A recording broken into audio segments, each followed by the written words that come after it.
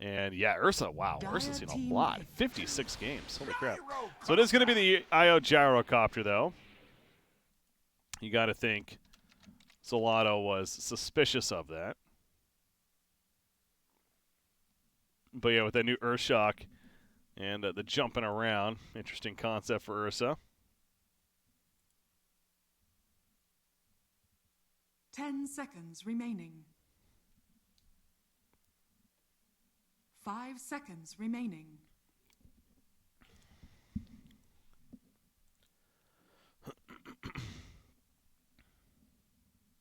Ancient Apparition is still there. Solid answer to IO, if you want to go that direction. And they could still use another support.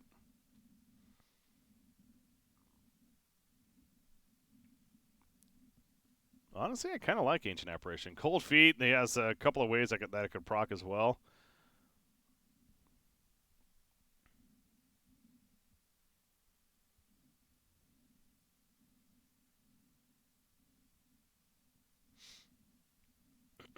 I mean, they're likely to get another support here anyways.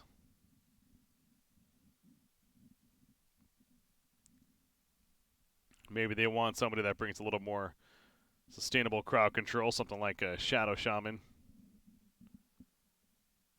What about Shadow Demon? It's been a while since we've seen Shadow Demon.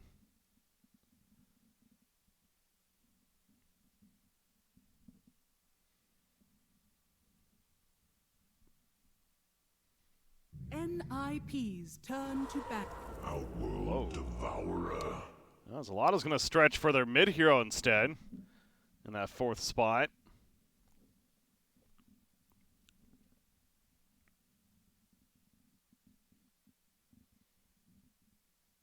Really like the idea of OD. 10 seconds remaining. 5 seconds remaining.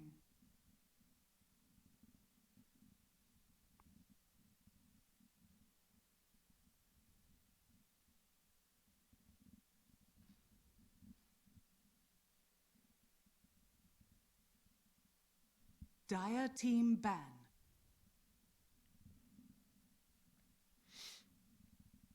Again, to reiterate, the winner of this doesn't necessarily go to the major. There is still work to be done. They just go to the playoffs, where then 2 of what would be then 4 teams from there would then advance on to the major. So the top 2 teams in each group go to a playoff stage, a double elimination playoff, 10 seconds compete against one remaining. another to see which of those 4 teams, 2 of those 4 teams go to 5 the major. seconds remaining. And then again, the bottom 2 teams in the playoff stage, they then go to the minor qualifiers, and they join the 3rd place team from each group. And that's what we talked about earlier, where right now if Xolotl loses, they would be that 3rd place team. And so they would just go right to the minor qualifiers now. But yeah, it is cool to see them obviously pretty close.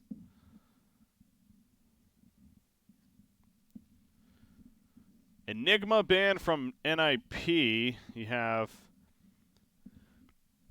the Broodmother ban by Xolotl. 10 seconds remaining. You know, we did see Meepo.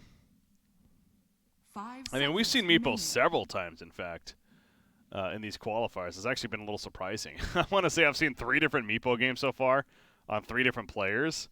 I saw Abid play one. I saw 9 play one for J-Storm. I saw, what was it, Romchek play one as well. So I'm wondering if NIP is possibly thinking that direction here.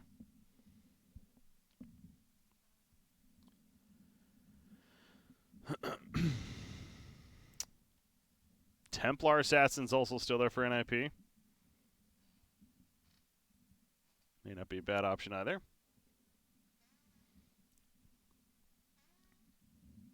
Where does Xolotl go, though? I mean, Ancient Apparition's still there. I still honestly like... Oh, we get to see Clockwork. Oh, that's cool. I mentioned this earlier. Yeah, they do go TA. The TA did feel pretty good. But Clockwork coming out for Xolotl. I mentioned this earlier. It's a hero that we do not see.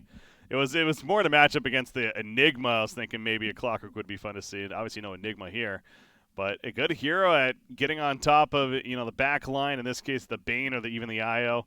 Now, of course, with the IO, the issue is if he tethers away, there's not much you could do about that. So, but also to get on top of the gyrocopter himself.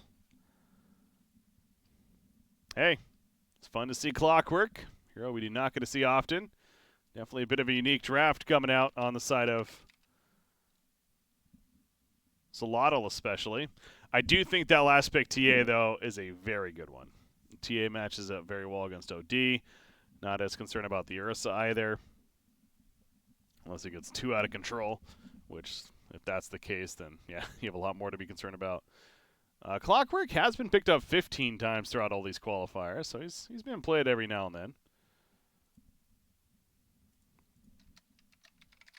What changes did he get? Scepter was reworked. That's right. Oh, yeah, you got the overclocking now. So, I don't know if that's something we should expect or not, but it refreshes all of his abilities, granting him 40% bonus move speed and 200 attack speed for 8 seconds. But then after the duration finishes, he gets stunned for 4 seconds. It has a cooldown of 60 seconds. So, an interesting idea of an Ags effect. I'm sure we're going to see more of the usual build, though, on Clockwork, more utility. Good luck having fun's coming out, though. Let's go in game. There we go. Prepare for battle.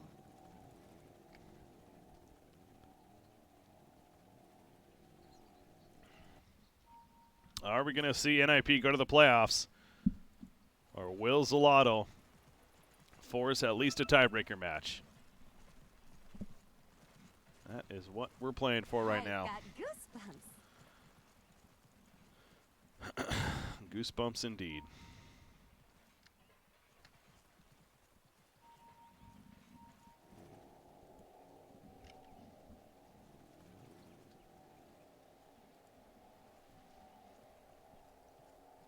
Gunnar going to come down bottom. They don't know OD's down here. Not that... Oh, it might be scary, actually. He's got that Astral Imprisonment. 30 seconds to battle. Running after TA. Eventually, the battery assault wears off. There comes the Astral Imprisonment, but now they kind of use their upfront firepower there, and Xolotl has to fall back. Battery assault is back up, though.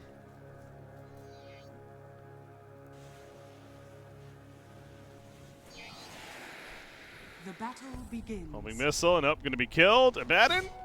Oh, Gyrocopter played a little more Diablo than him, apparently. No, 3 for 1 favoring NIP. I swear, NIP gets more early bounty runes than anyone, it seems like, that I've watched. They do a great job of controlling those bounty runes.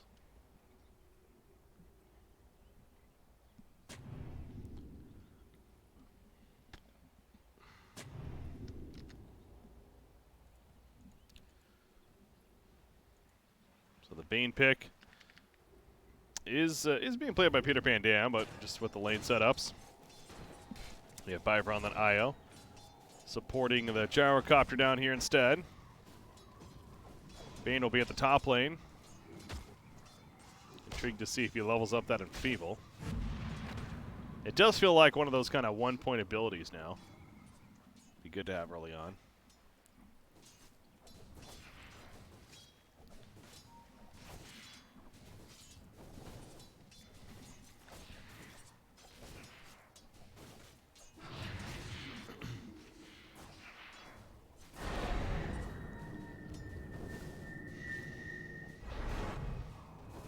Gunnar-esque trading blows here in the middle lane.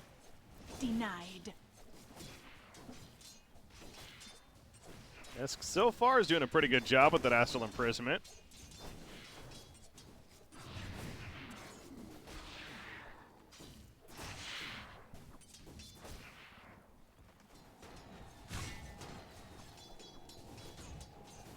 Clockwork Abaddon. That's such an interesting lane combination. I think that's one way to put it.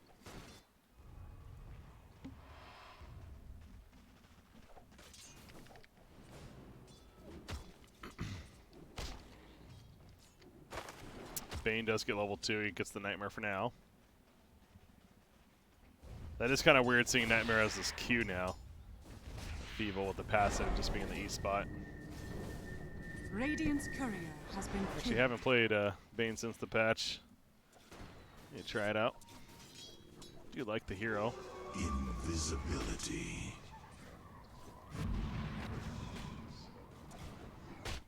Depending how this game goes for PPD, I may try my next game. How about that? Because I know you all care when I'm going to play my next game. Esk. So that takes some heavy pressure from the TA, but eventually a fraction wears off and throw in the imprisonment. Denied. Oof, those side blades. Has the salve, though.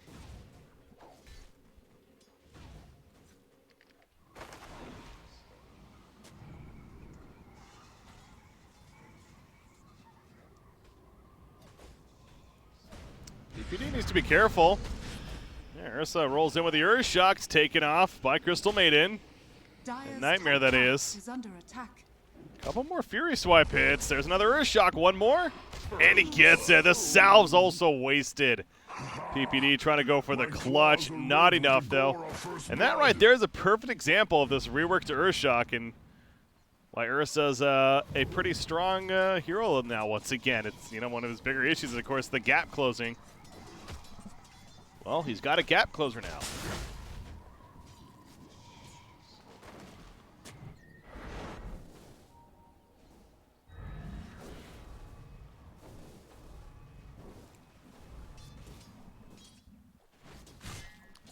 NIP is winning the CS chart right now. All three of their cores are performing very well. TA included in that mid lane. Bottom lane. That's where the Clockwork Prick is a little awkward. And obviously IO doesn't care too much. Not even sure why he tried to trap him there, to be honest.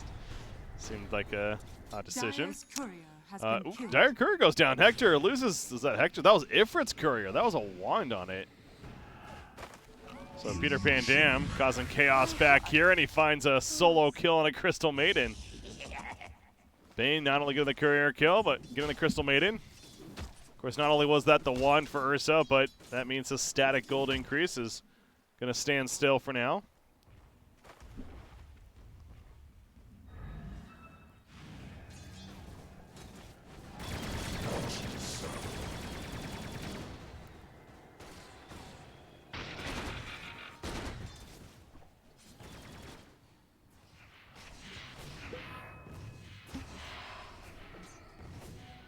Just 5-minute bounty runes coming out. Piper ends up going down. Raykill finds him. Universe missed the stun somehow. That looked like that was weird.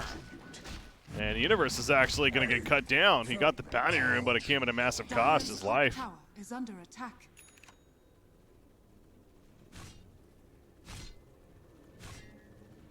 Thought Clockwork might have had rocket flares there, but no. That was back in, though. Tethers up with Charo and immediately back to farm. TA. He dead. Collapse from Xolotl. Crystal Maiden, good rotation. Looking at the 4-1 start now for Xolotl.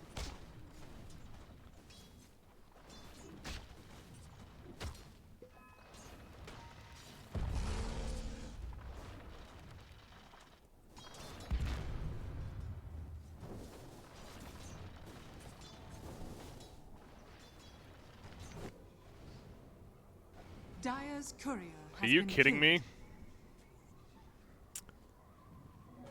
That was Ifrit's Courier once again, and it's, you know, fool me once, shame on you. Fool me twice, shame on me. You really can't let that happen a second time. He has to micro that Courier a little more efficiently Radiant there. structures are fortified. And once again, the static gold issue, but also that wand continues to not be on him because of that. That really stings. Well played by Peter Pan Dam.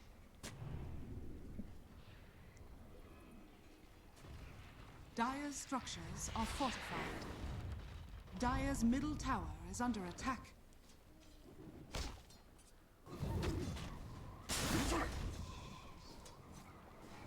See, that sentry belongs to Sand King, so he's protected pretty well. Crystal Maiden does have dust. My Not face. going to use it, though. You see the regen. Yeah, that was something else that was on the courier. There's actually regen on the courier, so Ursa relying on the salve from Crystal Maiden instead to heal up bottom lane. Looks like Skitter got hit by the Curse of Avernus, but Yano's blocked out with the cogs initially, and now Raykill's in trouble. Aphotic Shield hits. Raykill, the Orb, so Abaddon cannot block enough, and Raykill falls.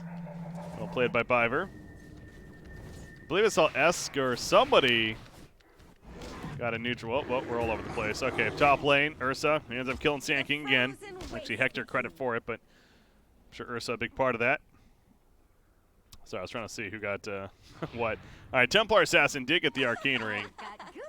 Oh, yeah, that's right. OD got the Royal Jelly. And, of course, using the one charge on himself. Dire's middle tower is under attack. Templar likely to hand that off to maybe the Bane or the IO. Bottles up that haste as he heads back towards the bottom lane.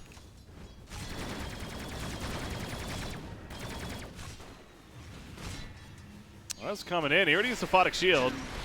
Call down. Is going to stun right in range of it. The second hit going to hit as well. And Yano, another Aphotic Shield. He's in trouble. Can't deny yourself, remember. And Biver gets credit for the kill. Ifrit, though, he's getting plenty of kills up here. He is now 3-0-1. As he takes out Bane. Crystal Maiden, Radiant's top tower obviously is a under big attack. assistant. Middle lane. Universe setting up for a gank on Esk. Uh-oh. Doesn't have Epicenter yet. He chose not to get it out level 6, despite coming in for the gank. Dire's middle tower And instead, has Gunnar would just fallen. get the free tower kill, so he was there in case he was trying to defend, but Esk decides to back off, and that means Sand King's not going to try. I guess, wait, was this where Just placed? Yeah, it was Just placed, so I think it saw him at the last second, actually. That must have been what it was. Hiding in the trees there.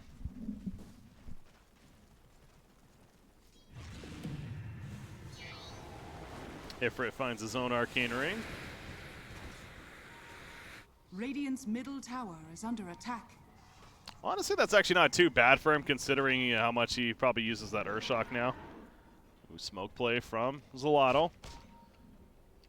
Roman, PPD, though, exposes it, and NIP was appropriately placed. They were suspicious of a smoke, and they were right. We do have 10-minute coming in. Looks like Xolotl will be able to control the top outpost, at least.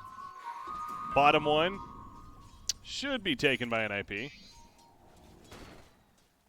Also, Batten can do something about it, but doesn't look like to be the case. So both teams get that surge of experience.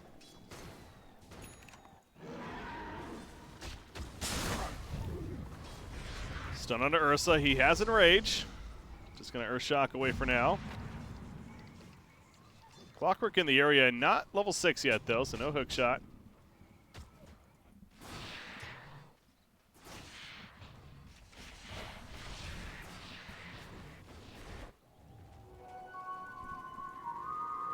Ocean's Heart on Gyrocopter. This ain't yours!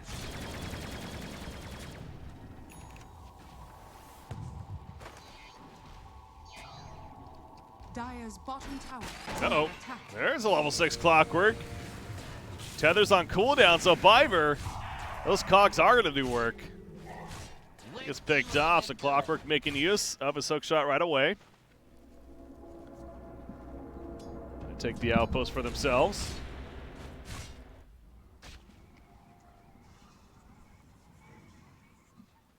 He's building a blade mail as well. Gunnar. He ended up finding a faded brooch, so he's finding these mana items. Sure, he's a little disappointed. Would love something like the Iron Claw even. Poor man shield.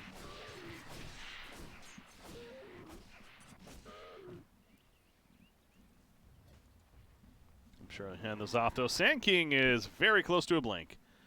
The universe is going to be able to purchase it. I almost said from the side shop, but that no longer exists. Bottom lane to Batten. Borrowed time is ready. Yeah, denied. Not needed there, though. Illusion.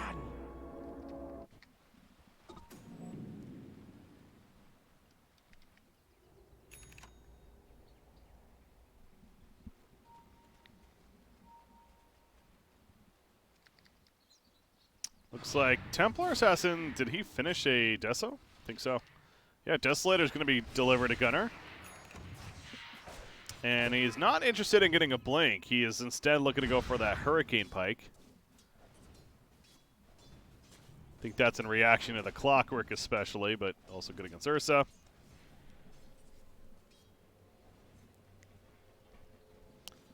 But yeah, Clockwork is certainly one of those heroes that for staff, you'd figure you won on multiple heroes if you're up against him.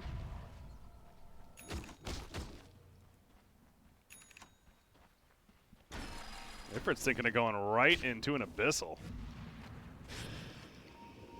Gonna get slept up, Bane. I hear Relocate coming in as well, but Clockwork, he got stunned though. He ran into the bad spot, the Fiend's Grip hits, and Ursa's dead. And Clockwork, he too is gonna fall. Oh, that's unfortunate there. And the Relocate out, perfect execution once again from NIP. And they make it look so easy as a team.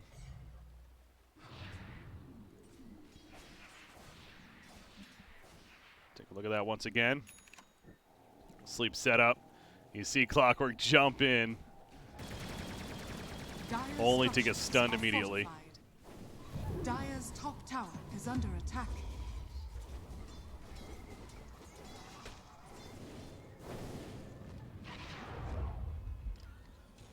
Smoke play, though, from Xolotl.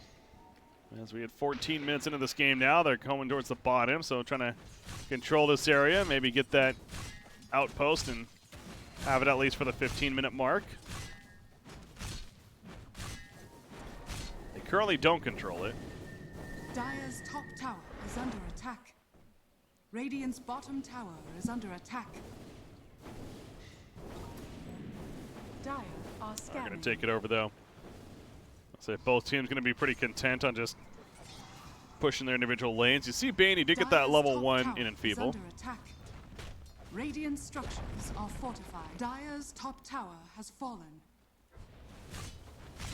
Radiant's bottom tower is under attack.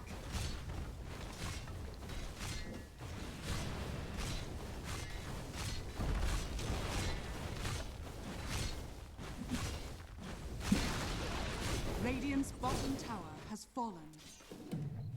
Dire's top tower is under So attack. both teams get the outpost benefit. Gunner, by the way, finds an M-Claw. Talk about a great item for the TA.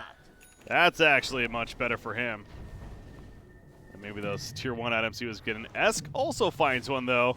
Skitter gets the Vampire's recipe. But yeah, Esk on the other side finding one. I'm sure yeah, he's going to put that on the courier for now. Going to hand that off to Ursa. Looks like it's flying over that direction. There you go. So, good teamwork there. Dire's top tower is under attack. Yeah, he's going to put it in place of the Quelling Blade for now. So, Basher finish, and Ursa's going right into the Abyssal again, especially with the idea that it blinks you forward now. Another gap closer on top of that Urshock, and then a BKB to follow. Like it. Dire's Templar top Assassin, tower though, is is under attack. getting a little bit out of control. Gunner's almost got that Hurricane Pike finished even. See Bane just sitting nearby protecting. Gyrocopter picking up a Veil. Whoa, this we overlooked. Interesting choice from Gyrocopter, enhancing the magic damage.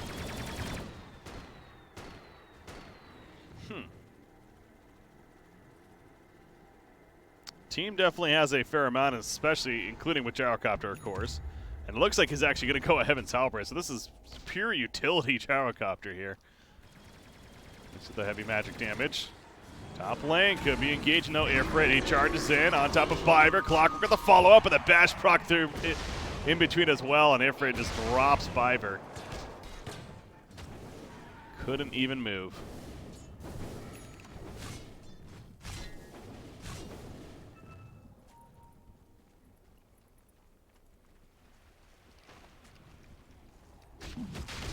Dire's Into bottom Roshan we tower go. is under attack. Viper has a buyback if they really wanted to defend this. Clockwork going to scout. You see them, though. They see NIP setting up, coming in.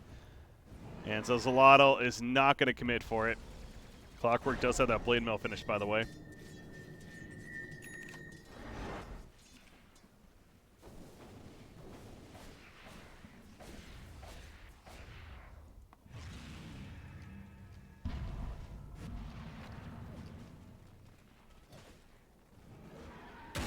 Boom, there it goes.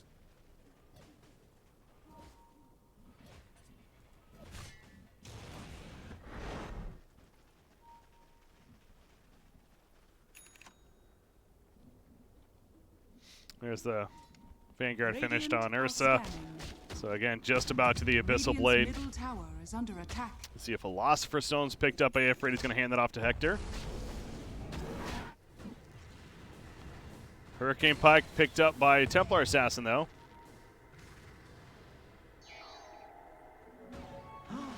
Illusion.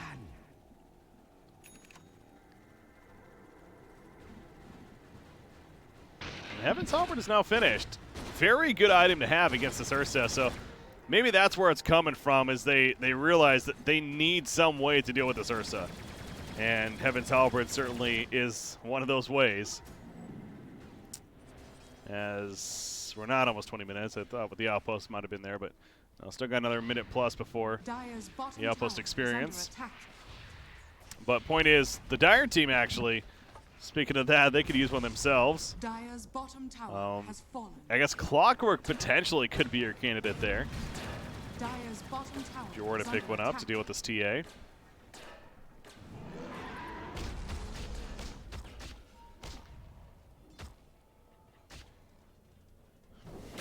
Yeah, Imclaw this game though, both TA and Ursa having it on either side. Great item. Dire's bottom tower is under attack. See Bane picking up that clumsy net. Not too shabby for him.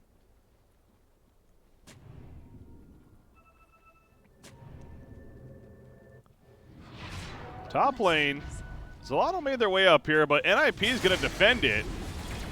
And Clockwork's just dead off the bat. Holy crap. OD at least 4 stabs away for now. Freezing Field is going to be stopped very quickly. Crystal Maiden. Now she's in no man's land. No woman's land even. Gets killed. Called down. Doing that job. Peter Pan Dam locking down OD with the Fiend's Grip and allows TA to just put the damage in, which is very real. So 20 minutes hit. They kill Abaddon. They controlled both outposts, so they get both of them, or they get the experience gain in. Xolotl does not, and then an ultra kill from TA, or that wasn't even TA, that was Gyrocopter, excuse me, on top of that. And this game has opened wide open, has opened up. I guess that's what I was trying to say there. I was trying to think of how I wanted to say that. I might have been a little bit late on the replay capture, unfortunately. Let's see, yeah. That's at the very end already. Either way, hell of a fight for NIP. Now an 8,000 net worth lead. You see that Templar Assassin, how far ahead she's starting to get. So the Abyssal Blade at least is going to be online for Ursa. But it does seem like Xolotl needs to start making plays sooner than later. And it feels similar to last game. I mean, kind of. To be fair, Ifrit last game on the Morphling was very passive. It was 0-1-0 at this point in the game. It's now 3-1-2 on the Ursa. Much better. Haven't really felt impact from OD yet. And Clockwork, well, they're going to get a chance here. They jump on TA. This is a big kill, potentially. Sand King stuns in, though. TA, oh, the Sideblade Cleave, but the Sanity's Eclipse comes out to finally take her out, but she did plenty of damage before. Call downs in. Remember, with that fail, especially as well, OD and Crystal made a drop. Ursa's locked down the net on top of the stun, but the Abaddon Shield, it helps him. He's now running after the Sand King, but realizing his teammate's not really there, and he needs to get away. No, he cannot go over the ledge. He's panicking. They're pinging him out like crazy. He says, all right, fight, I'll fight. He takes out the Sand King. Another shield from Abaddon. He's still trying to run. He cannot get over the damn ledge, though, and they also kill the Abaddon. Another double kill for Skitter. And Raykill is just going to Kangan up and run away. Crystal Maiden, he bought back for this. Bane. Oh, that was a relocate forward. Bane is going to get cut off. The freezing field from Hector. Pretty good placement, but it is not good enough. It ends up being an ultra kill for Skitter. You could see right there, Ursa was trying so hard to get over the ledge with that Earth Shock, but he couldn't several times. I honestly don't even know if it actually works that way. Can you actually climb over cliffs with it? From what we saw there, I almost want to say you can't, but either way, and even with TA dying, the fact that she got that damage off that she did initially was huge. Talk about great timing from Universal. Let's see what I captured there in that replay. Yeah, just after that initial stun. And this is the chase. You'll see Ursa again. He tries to jump out there. He's unsuccessful. And that's where he turns and kills Sand King, but then he tries to get away here again. And he just cannot.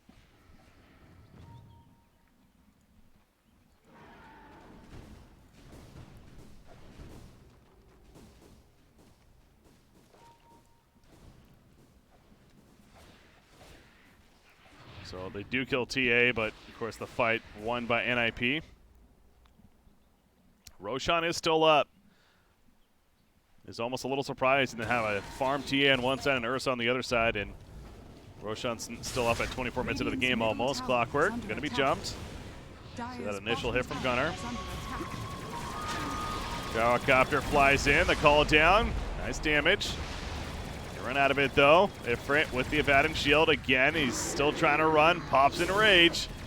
Universe though lines up a Burrow Strike.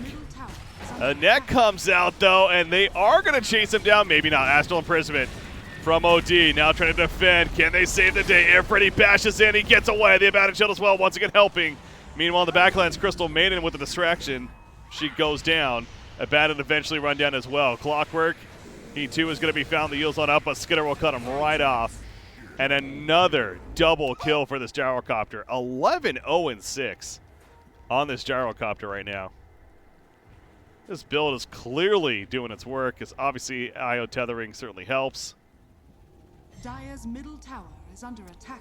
I think they're trying to decide, do they go for Roshan or do they push objectives elsewhere? And it looks like they're at least going to go for the tier 2 tower mid.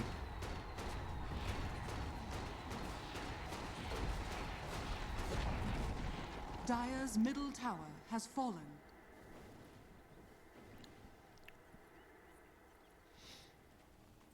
Gyrocopter is now even building a diffusal blade. Dire's top tower is under attack. So his right-click damage is actually going to be pretty good as well. On top of the diffusal effect. Roshan has fallen to the Radiant. A secret kept forever. Aegis is now picked up by Gunnar. I've got goosebumps.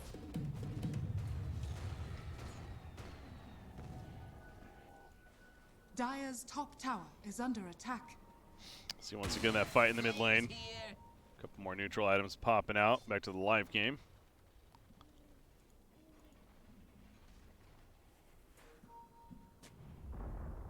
Dire's top tower has fallen. Boom! There it goes. Radiant are scanning. Shot catches. Tether for Mile though. He had it again and he's going to go for the relocate. Keep the tether. Oh, it stops. And Skitter says, I got to get out. He just BKBs and panicked TPs out of there. Obviously, 0-5 for Xolotl in the area. Are scanning. Gunnar picking up that Titan Sliver. Swaps that in immediately. Seems to be one of the more powerful tier 3 items, for sure. Seems so simple in what it does, but it does plenty. We saw, yeah, this Quiver picked up by Esk. Nice for him. Plus 400 range on that next attack.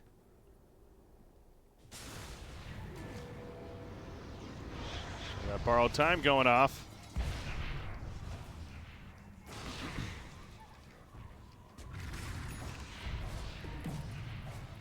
Spider legs picked up by Ifrit. That's actually pretty good for him. Yeah, Ifrit's definitely going to benefit from the spider legs. Actually swaps in for the boots. Okay. suppose it Dire's kind bottom tower of does has replace Boots in a way.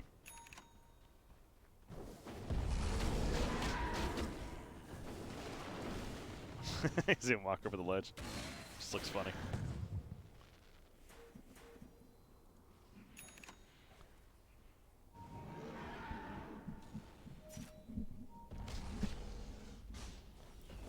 Sand King, where's he going? Trying to catch somebody. That somebody's Ursa. Enrage is ready. Hook shot misses. Can't even pop an Enrage. The lockdown is real. Peter Pan Dam. That level 4 Enfeeble. Fiend's Grip hit, and he was not getting out of it. Ursa does have a buyback. Definitely needed to use it here if they want to defend. There you go. OD just going to push back Gunner, and that'll be it. Interesting choice of the buyback timing. It feels like they could have maybe committed a little more of a fight right there to have that buyback take place. But instead, they just go for the buyback and see what NIP does, which is fall back. Look at IO right there. 15 armor picked up at level 20. He also has the Quickening Charm, reducing those cooldowns of spells and items. And you see what he has for items. He has a lot of activatables.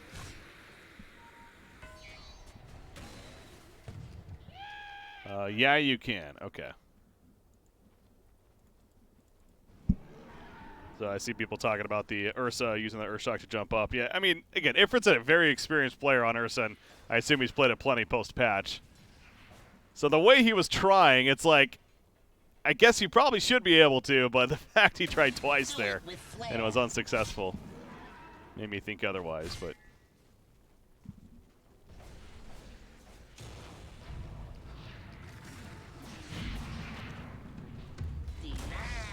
Dire's middle tower. At least on the tower, but still that's a tier 3 tower dead.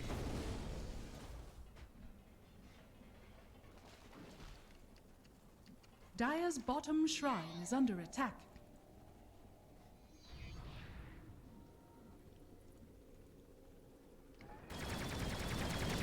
Dire's bottom shrine has fallen. I have Scotty queued up for this gyrocopter. Shrine is The way under that Skitter's been playing this too, especially with this build, the Veil into the Heaven's Halberd, into a BKB, the Diffusal, and now he's going to have an Eye of Scotty next. Obviously being protected, I keep going back to, certainly helps as well. But Skitter is certainly playing Dire's very bottom well. tower is under attack. And apparently NIP has found a couple more. I hear the relocate coming in as well. OD puts himself on it though, stopping the initial damage. He is low coming out of it though, call down. It's coming, Gunnar, the crit with the mill, that big hit on an OD. It drops him for the rest of his life. Ray kill, that Blade Mill's returning some of the damage, but it's not gonna be enough. TA also catches a Clockwork. The Aegis has been reclaimed. And TA says, thank you very much, I'll take that mana. OD staying dead. The buyback's on 2 other heroes. They caught Abaddon though, forcing him to borrow time. Gonna try to run. And successful so far. Clockwork. Boom, there it goes. Able to cause an issue. Oh, that hit. Long range right there. Dire's middle barracks are under attack. But the rack's easily going to fall in the end. BKB finally finished by Dire's Ursa. middle barracks has fallen. And that might be the go-to tool of, all right, let's see what we can do now. Is under attack. Do they try to defend these racks? They will not have OD. They also will not have Crystal Maiden, apparently. Ursa, he's going, and he's going for the IO. He wants the IO, but he's disarmed. The Heaven's Halberd into the Fiend's Grip. He can't even play his own damn hero, and he just dies as a result. He's out for 90. Abaddon with the buyback, but no buyback on 3 different heroes, and that could even be it for NIP. Dire's middle tower is under attack. Yano moves in. Dire's middle They just say, all right, fine, we'll go for OD instead. GG is called. See, the good luck's given out, so congratulations to NIP. They're going to the playoffs at least here in the major qualifiers. Xolotl, they'll be going to the minor qualifiers. Certainly still hope and a chance there, but the major run is done for Xolotl in this cycle. Valiant effort, was fun to watch them. NIP, though, the better team today in this series, that's for sure. And they certainly did look clean. They honestly looked really good. And if they play like that going into the playoffs, could definitely see them be one of the 2 teams that qualify out of the NA region for the major. Take a look at the last fight, and again, Ursa, you'll see him jump in here in a second, and he goes for Io. He's like, all right, we got to kill Io, and then he just gets locked on the whole time. I think he got 1 hit off, and they just kept him completely locked down otherwise. But that's going to do it for this series, ladies and gentlemen. Our final series of the night for Group B will be coming up next. It's one that, at this point, it is playing for seeding. Evil Geniuses versus No Escape Esports. Evil Geniuses, they're playing for seeding. Will you get the 1 or 2 seed? No Escape, they're playing spoiler. They obviously have been eliminated already, as we know. We'll see what they could do against EG, what kind of effort they bring as well. But that lobby going to get set up. I'm going to join that one. Once again, I'm Breaky CPK, your commentator. Hopefully you're enjoying the broadcast, and we'll be back with our final game of the night for the NA coverage here, the NA qualifiers of the major. Stay tuned. We'll be back.